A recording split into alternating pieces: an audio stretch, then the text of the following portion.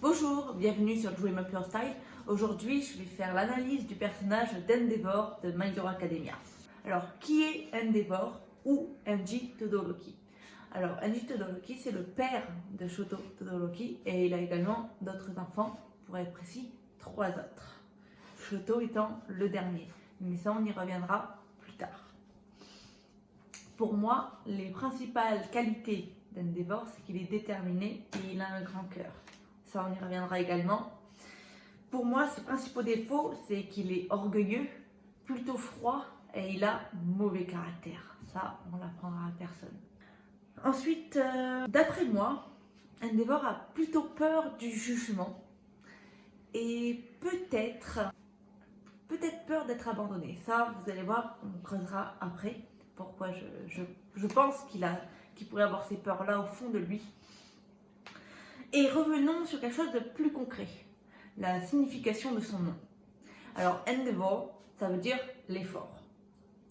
Et ça veut dire faire un effort, quel que soit l'effort. Alors, je trouve que ce nom lui va parfaitement bien parce que Endeavor pense que tout va au mérite. C'est vraiment, il a une vision peu élitiste là-dessus. Pour lui, c'est pas forcément l'alter en soi qui va faire la puissance, c'est le travail, vraiment le travail. Après l'alter, oui, il joue, par exemple, il voulait un alter parfait avec le Shoto et compagnie, mais lui c'est le travail intense, c'est le travail. D'ailleurs, il dit que par rapport à All Might, il a pris conscience de l'écart de niveau qu'il y avait entre eux, c'est pour ça qu'il est devenu obsédé par former Shoto à devenir le numéro 1, enfin déjà à faire des enfants pour qu'ils deviennent le numéro 1 à sa place, mais c'est vraiment l'effort ultime. Du coup, il a travaillé, et voyant qu'il y avait toujours cet écart, il est devenu presque fou en fait, et il s'est dit, mes efforts ne suffisent pas, il faut que quelqu'un prenne le flambeau, vraiment prenne mon flambeau et continue mes efforts pour devenir le numéro 1 et surpasser les personnes.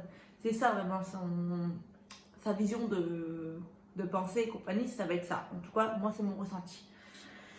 Et on peut voir qu'il ne supporte pas que les choses sont acquises facilement, on va dire, plus ou moins. Parce qu'au niveau du chapitre 95, lors du dernier combat de All Might contre All for One, là où il dit qu'il passe le flambeau à Midoriya Izuku, Enji, on le voit qui pète un plomb et il pète tout dans je pense que sa salle de sport, parce qu'on voit des petits appareils de muscu et compagnie. Du coup, je pense que c'est sa salle d'entraînement, là où il pète tout. Et il met tout en feu et il est hors de lui et il dit il dit pas comme ça. En gros, il ne veut pas devenir le numéro 1 comme ça. Il veut pas que le titre de numéro 1 lui soit acquis de cette manière. Lui, il veut l'obtenir, il veut le piquer à All Might. Vous voyez, il veut vraiment le mériter. Il veut pas avoir à l'avoir comme ça, hop, All Might lui donne quoi. Parce que tu es le numéro 2, ben, ça devient logique que tu deviennes le numéro 1, si le numéro 1 prend sa retraite. En gros, c'est ça. Et lui, il refuse ça. Il refuse ce titre de numéro 1 par intérim, quoi, en gros. Ça, il ne supporte pas. D'où l'orgueil, hein, voilà. Du coup, Endeavor, pour moi, enfin, même pour tout le monde, il a du mal à tempérer ses émotions. C'est quelqu'un qui est plutôt sanguin, ça se voit plutôt bien. Au début du manga, il voit vraiment la vie vraiment très tranchée, c'est soit noir, soit blanc. Alors que la vie, elle est nuancée, hein, voilà. Et il va prendre conscience de cette nuance au fur et à mesure du manga. Et c'est là que moi j'ai pu voir, en grattant et en commençant à voir à travers ses yeux cette nuance, à quel point il pouvait avoir un grand cœur. D'ailleurs, je ne l'ai pas précisé, mais si vous n'êtes pas à jour dans le manga, je vous déconseille de continuer cette vidéo parce qu'il risque d'y avoir des spoils. Voilà. Vous êtes prévenus. Il a une espèce de blessure, il a peur d'être jugé, il a peur du rejet. Et ça, on peut le voir avec sa famille. notamment. Il a vachement rejeté sa famille. En fait, il a pris la fuite parce qu'il ne supporte pas l'échec. Il doit avoir peur. C'est même sûr, Endeavor ne supporte pas l'échec. Et du coup, il rejette avant qu'il y ait un échec. D'ailleurs, Natsuo, il dit toujours oui, tu as rejeté tes enfants, tes échecs. Je vais y revenir. Du coup, pour moi, Endeavor, il a une peur du jugement. Et il a une peur de l'échec. C'est pour ça qu'il cherche toujours à ce que sa famille soit fière de lui. Notamment Shoto. Mais Shoto, plus parce que Endeavor est beaucoup dans le suis-moi, je te suis. Beaucoup. Et Shoto, au début du manga, il ne peut pas supporter son père. Il est toujours en recherche de contrariété pour lui. Il veut toujours aller contre son sens pour l'énerver. Et parce qu'il ne veut pas devenir comme lui, sauf qu'en faisant cela, il est comme son père. Sauf que ça, on reviendra plus tard à l'analyse de Shoto, plutôt. Et ça, en fait, le fait qu'il cherche l'approbation de sa famille, ça montre à quel point il a un vide en lui et qu'il n'a pas de confiance en lui, surtout. Et souvent, les gens qui n'ont pas confiance en eux, même tout le temps, les gens qui n'ont pas confiance en eux, essaient de trouver l'approbation chez les autres. Là, c'est son cas. Mais Endeavor est extrêmement fier de ses enfants, notamment, surtout mis en avant au début du manga sur Shoto. Par exemple, il est toujours en train de crier très fort Shoto, Shoto, Shoto. Vraiment, il crie vraiment très fort en public, notamment. Il le prend fort dans ses bras et il crie Shoto. Et voilà, c'est vraiment sa manière à lui de vouloir se réapproprier la relation chaotique qu'il a avec son fils. Et il veut que tout le monde remarque cette relation, entre guillemets, même si Shoto l'ignore, tout le monde se dit, oui, Endeavor qui fait des efforts quand même, ouais, je te vois avec son prénom. C'est Shoto qui est peut-être ingrat et compagnie, mais lui c'est un bon père. Vous voyez, c'est vraiment, là, ça va être un petit peu ça quand même, sa tête. Et je pense qu'il est comme ça avec Shoto par rapport aux entraînements intensifs qu'il lui a fait vivre petit. À l'âge de 5 ans, il faisait faire des entraînements dignes d'un adulte parce qu'il voulait absolument perfectionner ses 2 haltères le plus vite possible, qu'il devait vraiment au plus vite le numéro 1, mais surtout après le contre-pied. Et du coup, voilà, il est le personnage que l'on connaît au début du manga. Malgré ce fait d'être très démonstratif, verbalement parlant, envers notamment Shoto en public, il reste quand même très distant avec les médias. Bon, certes, pas comme Eraserhead, qui lui est carrément transparent avec les médias, hein, il ne va pas les voir, il ne les supporte pas. Et il reste très distant également avec ses fans. D'ailleurs, c'est pour ça, je pense qu'il garde constamment actif son alter de flamme. Parce que bon, le feu ça brûle, hein, voilà, hein, c'est une vérité absolue. Et ça fait peur tout de même. On a une peur instinctive du feu.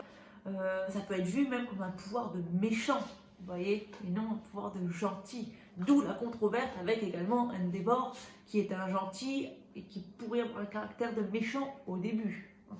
D'ailleurs, dans le chapitre 187, quand Natsuo et Fuyumi vont voir leur mère, Natsuo dit « Il ne fait jamais de talk-show après tout », montrant vraiment qu'Endeavor évite les médias le plus possible.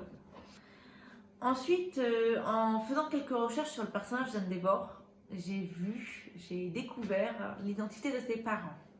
Alors, c'est Teka, c'est la mère, et Yoshino, le père.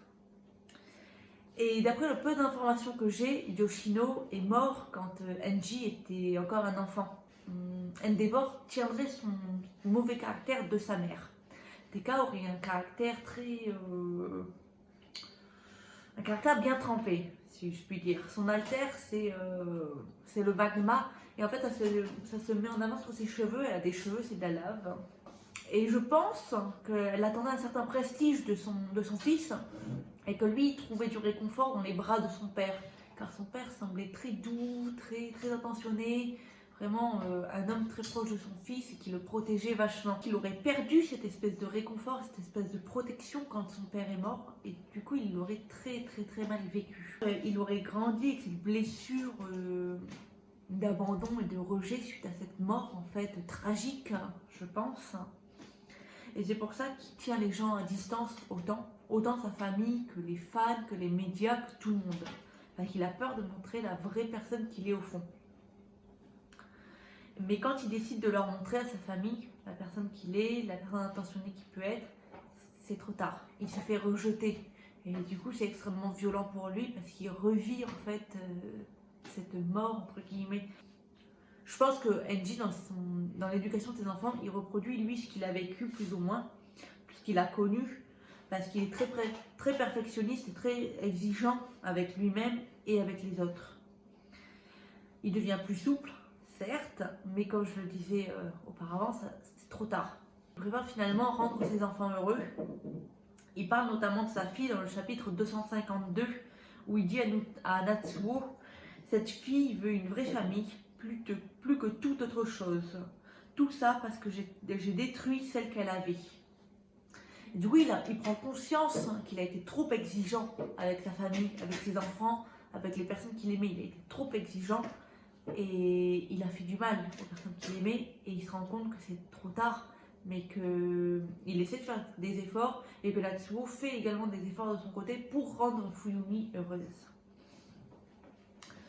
Et du coup, j'en ai déduit cela, en fait, du caractère d'Endeavor, parce qu'il dit à Natsuo, toujours dans le chapitre 252, contre Ending, quand Bakugo, Shoto et Deku, ils sauvent Natsuo de l'emprise de Ending.